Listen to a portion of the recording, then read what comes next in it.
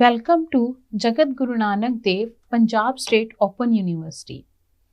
My name is Dr. Pooja Agarwal, Assistant Professor, School of Business Management and Commerce. So we will continue our next topic of certificate course of income tax filing, return and documentation. So today we will discuss about the introduction part of residential status.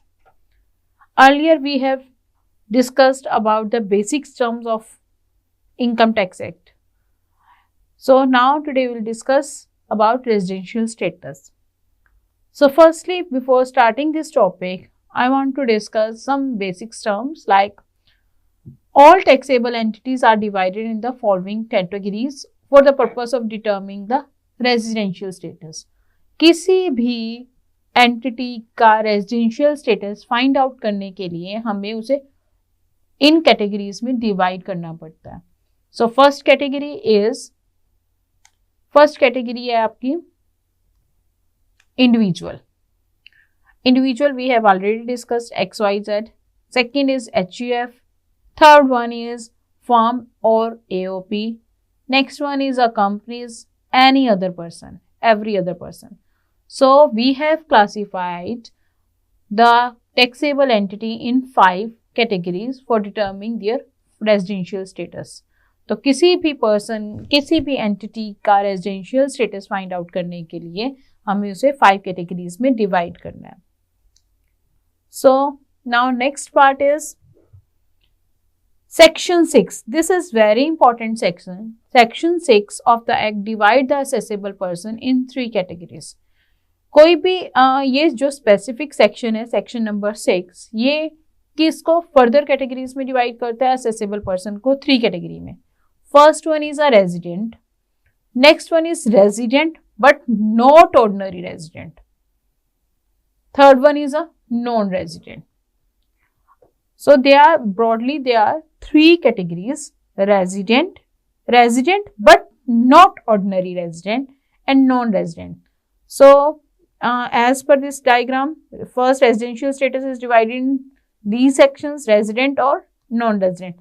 Resident is further categorized in 2 categories: ordinary resident and next one is a non-ordinary resident. Okay, so now move to the next slide. In next slide, we will discuss about the residential status of individually. So first one is the individual. So residential status for individual, we have discussing about some basics conditions. पहले आपको ये पता होना चाहिए what are the basics important points. So incidence of tax of any assessee depends upon his residential status. किसी की भी tax liability उसकी residential status पे डिपेंड करती है. Residential status of any assessee must be ascertained with the reference to each previous year. Every year you will determine the residential status of any person. So वो किसके basis पे हम determine करते हैं? On the basis of previous year. हो सकता है very very important, a person who is resident in 1 year may be non-resident in another year. हो सकता है वो फर्स्ट ईयर में रेजिडेंट हो बट नेक्स्ट ईयर में ना हो, या नेक्स्ट ईयर में हो फर्स्ट ईयर में ना हो. तो ये क्या हो सकता है कि रेजिडेंशियल स्टेटस जो डिटर्मिन होता है एवरी ईयर डिटर्मिन होता है. ये नहीं होता कि आपने वन टाइम डिटर्मिन कर लिया तो वो फॉर एवर वही रहेगा. सो रेजिडेंशियल स्टेटस के लिए हम किस पर्सन की रेजिडेंशियल स्टेटस फाइंड आउट करने के लिए we will follow the step each and every year. So a person who is resident in 1 year may be non resident in next year. Now next part है residents of individual for income tax purpose has nothing to do with citizenship. It's very important. जब भी हम किसी person का residential status find out करते हैं तो it doesn't means citizenship, place of birth और डोमिसाइल डजंट मैटर. ठीक है. An individual can therefore be a resident in many और more countries than one, even though he can have only 1 domicile. Is it clear? अगर किसी person का 1 domicile है तो जरूरी नहीं हो 1 डोमिसाइल के बेसिस पे 1 का ही उसके पास मींस सिटीजनशिप है या वो प्लेस ऑफ बर्थ डोमिसाइल के बेसिस पे आप डिसाइड कर लोगे. No, the residence of individual for income tax purpose has nothing to do with the citizenship, place of birth और domicile. Residential status find out करने के लिए ये चीजें इमटेरियल है. I hope this is clear. This is very important points. Please underline. And this one is also nothing to do with the citizenship, place of birth. I have already highlighted the important terms in a yellow color. So now next important point is that an Indian who is citizen of India can be non-resident for income tax purpose. ये जरूरी नहीं है अगर कोई India का citizen है तो वो रेजिडेंट ही होगा. No. So an Indian who is a citizen of India can be non-resident for a income tax purpose. An American who is a citizen of America can be a resident of India for a income tax purpose. So we have already discussed in previous slide. So there are immaterial things related to domicile and citizenship. Citizenship does not affect the residential status. So example आपके पास है. Abhi we will discuss these important points in detail. Why? So residential status of a person depends upon the territorial connection of the person with this country. Example, for how many days he has physically stayed in India. Very, very important point here that for determining the residential status, days are very important. Staying days in India, कि वो कितने time period के लिए India में stay कर रहा है, अगर वो जिसके बेसिस पे किसी पर्सन का रेजिडेंशियल स्टेटस फाइंड आउट होता है. ठीक है. नाउ नेक्स्ट है residential status of different type of person is determine differently. जो हमने अभी 5 कैटेगरीज डिवाइड करी हैं, हर एक का रेजिडेंशियल स्टेटस डिटर्मिन करने के लिए डिफरेंट स्टेप्स हम फॉलो करते हैं. Similarly residential status of SSC is determine each year with reference to the previous year. Very very important कि हम प्रीवियस ईयर के रेफरेंस में उसकी डिस्कशन करते हैं, उसको डिटर्मिन करते हैं. Residential status of SSC may be change from year two year वो चेंज हो सकता है. तो हमने अभी तक जो अभी पॉइंट्स करे हैं उसमें सबसे इंपॉर्टेंट पॉइंट जो मेन आया है, सबसे फर्स्ट पॉइंट है कि there is no relationship of domicile, citizenship, date of birth with the residential status. So if an Indian or Indian citizen person can not be resident of India, but American citizen may be a resident of India. So the next important thing for determining the residential status, we have to consider the physical stay in India. How many days the person stay in India. Now next part is every year we will determine the residential status of person. Okay. Now next point is residential status of an individual. An individual क्या हो सकता है, एक resident हो सकता है और वो ऑर्डिनरी रेजिडेंट भी हो सकता है. वो रेजिडेंट तो है ही है बट नॉट ऑर्डिनरी रेजिडेंट. जैसे हमने वहां पे डिस्कस किया था कि जो पर्सन है, जस्ट वेट, ओके. सो जो जैसे हमने डिस्कस किया था यहाँ पे कि जो रेजिडेंट है वो क्या हो सकता है, रेजिडेंट को हम फर्दर डिवाइड कर सकते हैं. या तो वो क्या हो सकता है, ऑर्डिनरी रेजिडेंट, या फिर वो नॉट ऑर्डिनरी रेजिडेंट. ठीक है. तो या थर्ड केस क्या था, या फिर वो नॉन रेजिडेंट ही होगा. तो रेजिडेंट को हमने 2 पार्ट्स में डिवाइड किया था, या तो वो क्या होएगा, ऑर्डिनरी रेजिडेंट, या क्या होएगा, नॉट ऑर्डिनरी रेजिडेंट. और थर्ड कैटेगरी क्या है हमारी, non resident. Now next part है, we will discuss one by one. सबसे फर्स्ट पॉइंट क्या है, सेक्शन 6 कवर करता है रेजिडेंस को. तो उसमें सेक्शन 6 सब सेक्शन 1 है जिसमें हम बात करेंगे कि रेजिडेंट कौन होता है. How will you determine the residential status of an individual. सबसे पहले आपको रेजिडेंशियल स्टेटस डिस्कस करने के लिए 2 टेस्ट हम फॉलो करते हैं, जिसके बेसिस पे किसी पर्सन का ये चेक होता है कि वो पर्सन रेजिडेंट है या नहीं है. ठीक है. अगर कोई पर्सन यहाँ पे any individual who fulfil one of the following 2 test, अगर उन दोनों में से कोई भी एक उसने टेस्ट फुलफिल कर दिया, देन वो डिटरमिन किया जाएगा कि वो रेजिडेंट है. अगर उसने दोनों में से कोई भी कंडीशन फुलफिल नहीं करी, देन आप क्या कंसीडर करोगे कि वो रेजिडेंट नहीं है. So for determining the residential status, we have to fulfill any one condition out of 2. So these 2 conditions are, number first, stay in India for 182 days or more. Where which year, that is very important. Relevant ये होना चाहिए आपका कि वो person जो stay करेगा वो relevant previous year में स्टे करे, ठीक है। प्रेजेंस ऑफ, या फिर फर्स्ट कंडीशन ये होगी। सेकंड कंडीशन क्या है, presence of 365 days during 4 preceding previous year and 60 days or more in that relevant previous year. This is very very important point here कि हमने जब डिस्कस किया है तो हम ये कह रहे हैं कि दो कंडीशंस क्या हैं, उसकी 2 कंडीशंस हैं। सबसे फर्स्ट वन है कि वो क्या होना चाहिए, वो 182 डेज के लिए, यहाँ पे मैं लिख रही हूँ 182 डेज के लिए वो इंडिया में रहा होना चाहिए। या फिर या सेकंड ऑप्शन क्या है, सेकंड ऑप्शन है कि वो 365 डेज, ठीक है, इन 4 प्रीसीडिंग प्रीवियस ईयर में स्टे कराओ, ठीक है। या फिर वो क्या हो सकता है 365 days out of 4 years plus 60 days in a relevant previous year, इसमें स्टे कराओ। अब इसके लिए इंपॉर्टेंट क्या है कि how will you consider these points, कि 182 डेज हम कैसे डिटरमिन करते हैं। 182 डेज के लिए क्या करना पड़ेगा, सपोज इसको डिस्कस करने के लिए मैं आपको बोलती हूँ कि हम जैसे लेते हैं कि अब जैसे सपोज करो 2022 चल रहा है, ठीक है, या फिर हमारे पास अब 2022 सपोज कि 2022 है, तो हम ये this 2022 and 23 is your assessment year.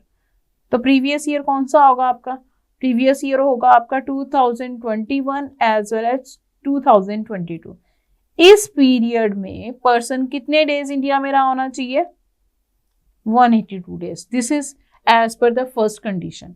If we are considering कि 2022 और 23 इज योर असेसमेंट ईयर, तो पर्सन 21-22 में कितने डेज इंडिया में रहा होना चाहिए, 182 डेज। दिस इज आर, ये हमारी फर्स्ट कंडीशन बोल रही है as per are first condition. अगर हम अब बात करते हैं सेकंड कंडीशन की, तो सेकंड कंडीशन में हम ये बोल रहे हैं कि रेलिवेंट प्रीवियस ईयर कौन सा होगा। अब आपको पता है कि रेलिवेंट प्रीवियस ईयर तो हमारा हो गया 2021 एंड 22, जिसमें कितने डेज रहा होना चाहिए वो इंडिया में, कितने डेज, 60 डेज। इसमें आपका रहा होना चाहिए 60 डेज, ओके। प्लस क्या होगा, इसके पिछले 4 साल, पिछले 4 साल कौन कौन से होंगे आपके, इसके पिछले 4 साल होंगे 2020, 21, 19, 20, 18, 19 एंड 17, 18। ये जो पिछले 4 साल हैं, इन पिछले 4 सालों में वो 365 डेज इंडिया में रहा हो। I hope this is clear कि सेकेंड टर्म क्या कह रही है कि करंट प्रीवियस ईयर में या तो 182 डेज, अगर वो नहीं हो रहा तो सेकंड कंडीशन के अकॉर्डिंगली रेलिवेंट प्रीवियस ईयर में 60 डेज, और उसी के इमीडिएटली प्रीसीडिंग प्रीवियस ईयर में जो हमारे पास है 22 को अगर हम छोड़ देते हैं तो उसे पिछले जो 4 साल हैं उसमें 365 डेज इंडिया में रहा हो, ठीक है। अगर वो पर्सन इन दोनों में से एक भी condition, not both, any one condition वो फुलफिल करता है, तो उस पर्सन को हम रेजिडेंट कंसीडर करते हैं, ठीक है।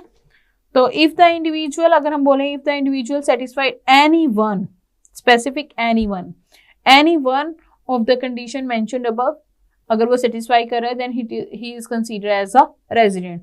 अगर वो दोनों में से, ये दोनों कंडीशंस हैं, इन दोनों कंडीशंस को फुलफिल नहीं कर रहा तो simply non resident, either resident और non-resident. If the person satisfies any one of the condition, then it is called a resident. If the person is failed to fulfill these 2 conditions, then it is considered as a non-resident person. Now move to the next part. It is very very important how to calculate the staying period. For this, for counting the staying period, we will considering both the dates of departure as well as arrival are to be considered, are to be in India. जब departure कर रहा है तब भी आप consider करोगे कि वो इंडिया में है, और अगर वो अराइवल है वो उस डेट को भी आप इंडिया में ही काउंट करोगे। सपोज अगर कोई पर्सन, हम ये बोलते हैं कि कोई पर्सन 12th फेब को इंडिया से जा रहा है, वो जा रहा है, सपोज न्यूजीलैंड जा रहा है, तो हम 12 फेब को हम ये काउंट करेंगे कि वो 12 फेब को इंडिया में ही है, ठीक है। अगर वो 18 फेब को न्यूजीलैंड से वापस आता है तो 18 फेब को भी हम क्या कंसीडर करेंगे, वो इंडिया में ही है। तो डिपार्चर की date as well as arrival की डेट, दोनों डेट्स को हम यही कंसीडर करेंगे वो इंडिया में है। Okay, so I hope this is clear. What are the basic, these two conditions are called a basic condition. इन दोनों conditions को हम basically क्या बोलते हैं, इन conditions को हम बोलते हैं these are basic conditions. Now move to the next slide. As per the next slides, तो next slide में हम क्या discuss कर रहे हैं, अब इसके कुछ exceptions भी हैं, ठीक है।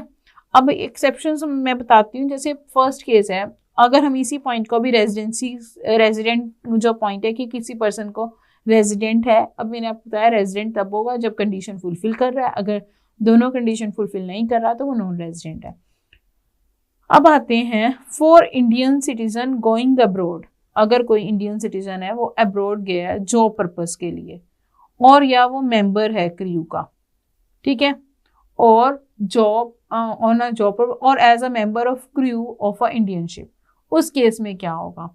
In case Indian citizen who is going outside India for a job and is contact for such employment outside India, अगर वो प्रूव कर देता है approved by the central government, और it's very very important वो that should be approved by the central government कि he is leaving the India for a employment purpose, and second one, or he is a member of a crew of an Indian ship, remain same, जो first condition है 182 days की वो same रहेगी, but in second part word 60 days have been replace to 182 days, तो हम उसको 60 days को किस में रिप्लेस कर रहे हैं, 182 डेज में रिप्लेस कर रहे हैं। सेकेंड में हमने जहां बोला था ना 60 days in a relevant previous year plus 365 days in a preceding 4 years, तो हमारे लिए उस केस में हम क्या बोल रहे हैं, वो फर्स्ट वाली तो सेम रहेगी, तो देखा जाए तो फर्स्ट ही फुलफिल कर दे तो ऑटोमेटिकली सेकंड भी हो जाएगी। Now for a Indian citizen and person of Indian origin, a person shall be deemed to be Indian origin, कब इंडियन ओरिजिन बोलता है, इफ ही और ईदर ऑफ हिज पेरेंट्स और any of his grandparents, very important, his parents और his grandparents born in India और undivided India, अगर उस time पे बोर्न हुए तो वो हम कंसीडर करते हैं कि वो इंडियन ओरिजिन का है, और अगर ठीक है उसका बर्थ इंडिया में हुआ है, उस केस में अगेन फर्स्ट 182 डेज की रेलिवेंट प्रीवियस ईयर की सेम रहेगी, बट सेकंड वाली 60 डेज की रिप्लेस कर दी गई है 182 डेज से। नाउ नेक्स्ट पार्ट है, नेक्स्ट पार्ट में आते हैं, an individual who is resident can be subdivided in two categories, two categories में हम डिवाइड कर रहे हैं, ordinary resident, not ordinary resident. Resident तो हमने डिसाइड कर लिया, अब फर्दर दो कैटेगरीज कौन सी थी, या तो पर्सन जो रेजिडेंट है वो ऑर्डिनरी रेजिडेंट होगा या फिर नॉन रेजिडेंट होगा। उसके लिए फिर जब नेक्स्ट हम कंसीडर करते हैं कि नेक्स्ट पार्ट में हमारे पास जो नेक्स्ट पार्ट है ऑर्डिनरी रेजिडेंट कब होगा और नॉट ऑर्डिनरी रेजिडेंट कब होगा, उसके लिए है कि वो इंडिया में 182 डेज तक तो रहा होना चाहिए, या फिर क्या होना चाहिए 60 डेज, जो हमने बेसिक कि उसे बेसिक कंडीशन तो फुलफिल करनी है जो हमने पीछे डिस्कस करी है कि 182 डेज या फिर 60 days plus 365 days in a relevant in a for proceeding previous years, plus उसके अलावा उसे 2 एडिशनल कंडीशन फुलफिल करनी है। Basic condition 1, additional conditions 2। Additional conditions 2 क्या है कि वो इंडिया में रहा हो at least 2 years out of 10 years, या एंड प्लस होगा, एंड और की ऑप्शन नहीं है, 730 डेज और मोर ड्यूरिंग 7 प्रीवियस ईयर। सो ऑर्डिनरी रेजिडेंट के लिए कंडीशन क्या है, very important, satisfied any one of 2 conditions that is called a basic condition और both the additional conditions, अगर वो दोनों additional condition fulfill कर देता है तो वो person क्या माना जाता है, ordinary resident। So for ordinary resident it is necessary or mandatory कि he should fulfill one condition, one basic condition or 2 additional condition। Okay तो अगर वो पर्सन 1 बेसिक और 2 एडिशनल कंडीशन फुलफिल करता है then we will consider the person is resident plus ordinary resident. अब person resident है but ordinary resident नहीं है, उसमें सिंपली आप कह सकते हो कि उसने इन दोनों में से तो जो बेसिक कंडीशन थी उसमें से एक कंडीशन फुलफिल कर दी और जो एडिशनल थी उसमें से भी एक कंडीशन फुलफिल करी है। अगर वो दोनों कंडीशंस फुलफिल कर देगा तो वो पर्सन बन गया रेजिडेंट प्लस ऑर्डिनरी। अगर वो इन दोनों कंडीशन जो हमने एडिशनल कंडीशंस करी हैं उसमें से एक ही कंडीशन फुलफिल करता है तो उसको हम बोलते हैं नॉट ऑर्डिनरी रेजिडेंट। ठीक है, तो इन शॉर्ट हम बोल सकते हैं कि अगर कोई पर्सन रेजिडेंट है, रेजिडेंट के लिए उसे 1 कंडीशन फुलफिल करनी है, 1 बेसिक। ऑर्डिनरी रेजिडेंट बनने के लिए उसे करनी है 1 बेसिक प्लस 2 एडिशनल। और नॉट ऑर्डिनरी रेजिडेंट के लिए 1 बेसिक प्लस 1 एडिशनल। ओके तो ये आई थिंक ये चीजें आपको क्लियर होंगी कि 1 बेसिक और बेसिक कंडीशन में किसको बोल रही हूँ 182 days plus 60 days 182 days in a basic year in a relevant previous year or 60 days in a relevant previous year or 365 days in a preceding the for previous year preceding the relevant previous year। ये दोनों conditions person में से एक भी fulfil कर देता है तो वो रेजिडेंट है, नहीं फुलफिल करता तो नॉन रेजिडेंट है। एडिशनल कंडीशंस जो हैं अगर वो दोनों फुलफिल कर देता है तो ऑर्डिनरी रेजिडेंट है, अगर दोनों में से एक करता है तो नॉट ऑर्डिनरी रेजिडेंट है। नॉन रेजिडेंट का तो सिंपली है कि पर्सन ने कोई भी कंडीशन फुलफिल नहीं करी है। I hope this is clear. In short एक बार थोड़ा सा हम गो थ्रू कर लेते हैं दोबारा एंड में, कि एंड में हम एक बार डिस्कस कर लेते हैं कि इसमें हमारा टॉपिक में क्या चीज थी। Just wait,